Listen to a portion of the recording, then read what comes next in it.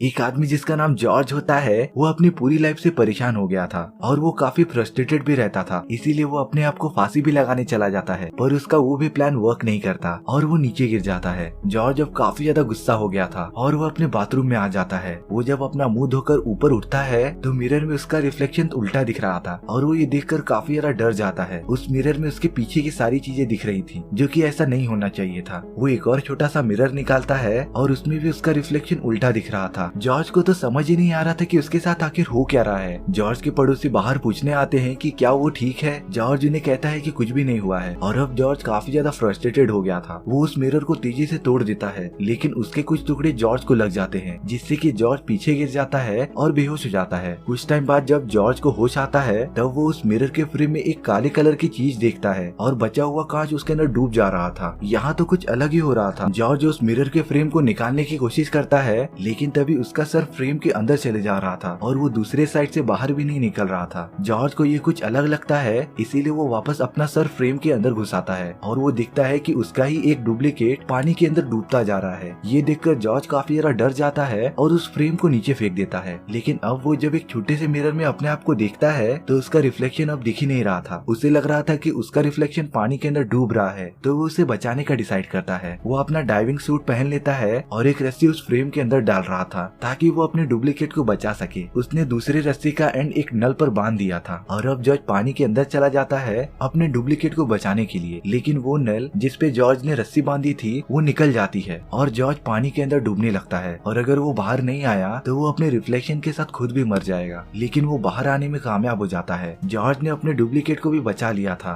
और वो उसे भी बाहर निकालता है, लेकिन पता नहीं क्यों जॉर्ज का डुप्लीकेट काफी ज्यादा गुस्से में था और वो जॉर्ज पर हमला कर देता है। अब दोनों में काफी ज्यादा फाइट होने लगती है। यहाँ पर जॉर्ज का डुप्लीकेट उसका गला दबा रहा था, तभी जॉर्ज टॉयलेट साफ करने वाला एक कुशन उठाता है और अपने डुप्लीकेट को सुंघाने लगता है, जिससे कि उसका डुप्लीकेट उससे दूर हट जाता है और अब वो दोनों लड़ना बंद कर देते हैं। जॉर्ज अपने डुप्लीकेट के साथ बैठकर बियर पीता है और काफी सारी बातें करता है। वो अपने एक डुप्लीकेट को एक कमरे में लेके जाता है जहाँ पर लगभग 1 साल पहले उसकी वाइफ मर गई थी और वो पूरा अकेला हो गया था। उसके दोनों बच्चे ने उसे छोड़ दिया था और वो अलग जाकर रहने लगे थे। जॉर्ज ने तो अपने वाइफ के कपड़े भी नहीं धोए थे, क्योंकि उन सभी में उसे अपने वाइफ की याद आती थी और वो उसे बहुत ज्यादा मिस करता था। जॉर्ज का डुप्लीकेट ये सब देखता रहता है और जब कुछ टाइम बाद जॉर्ज अपने डुप्लीकेट को देखता है तो वो वहाँ से गायब हो गया था। और इस बार जब जॉर्ज मिरर के सामने आता है तो उसे अपना रिफ्लेक्शन प्रॉपरली दिख रहा था, यानी कि उसका डुप्लीकेट वापस मिरर वर्ल्ड में जा चुका था। और हमारी ये शॉर्ट स्टोरी यहीं पर खत्म हो जाती है। सो व्यूअर्स, आपको ये स्टोरी कैसी लगी प्लीज कमेंट सेक्शन में बता दो, और अगर आपको मेरा एक्सप्लेनेशन 1% भी अच्छा लगा हो तो वीडियो को लाइक एंड चैनल को सब्सक्राइब जरूर कर लेना, क्योंकि इससे मुझे मोटिवेशन मिलता है आपके लिए इसी तरीके की मजेदार स्टोरीज लाने के लिए। तो मिलते हैं नेक्स्ट वीडियो में।